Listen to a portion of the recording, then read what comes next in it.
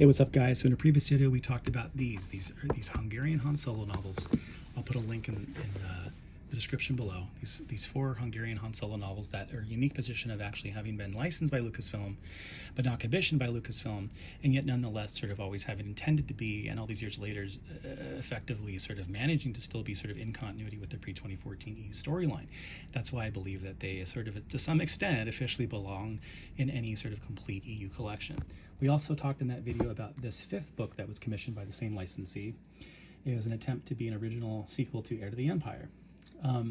For a variety of reasons, including the subsequent existence of Dark Force Rising: Last Command, that becomes pretty quickly mooted, making of those five, only these four really the official books that belong in the pre-2014 EU continuity. Now, after that video, lots of folks said you're missing a book. There's a sixth book that falls in this unique category, and it's this, Imperial Blood. And I want to thank a collector friend of mine for making this available for this video.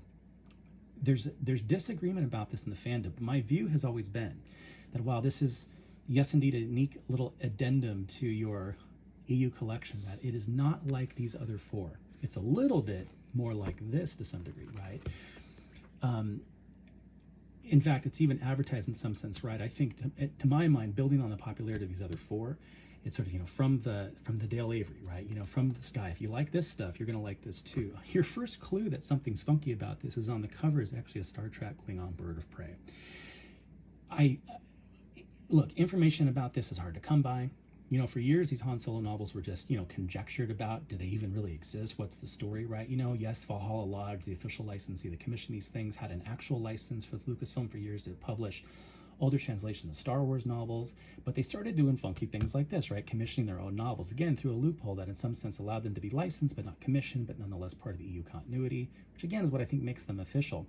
But what's funny about this is, again, I think they're building off the popularity, and this wasn't the only funky thing like this they did. For a while, they were also publishing other books by Brian Daley and others and passing them off as original Star Wars novels, right? Or translations of actual Star Wars novels. So they started playing a little fast and loose with the Hungarian audience that were just really craving these stories, right? And I'm really glad they gave us these four. Even this is kind of fun. Hopefully someday that'll get translated. And by the way, all four of these are in the process of being translated into English, one of which Imperial Agent is available online. It's floating around. But this, to my mind, and you might disagree, and I'd love to hear your arguments why, is not like the other five.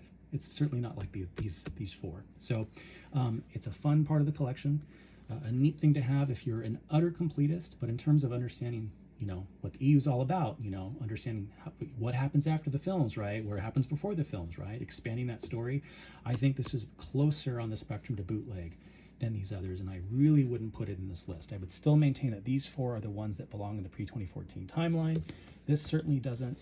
This, I think, is just an attempt to cash in on the popularity of these, but nonetheless, sort of a fun thing to include. I mean, they're a lot like these, about the same size, the same type of approach and everything, but so they're widely available. Go out there, look for them on eBay or other secondary markets. They're a fun thing to have, but to my mind, and the reason I didn't include in the last video, is I think that really these are the only four you actually need if you're ultimately looking for, what happened next. If you're looking for the pre-2014 continuity, these are the four. This is just a fun EU artifact, right? Which, as a collector, makes it a sought-after item. As an EU fan, though, wanting to know the story, just stick with these here. All right, guys, see you next time.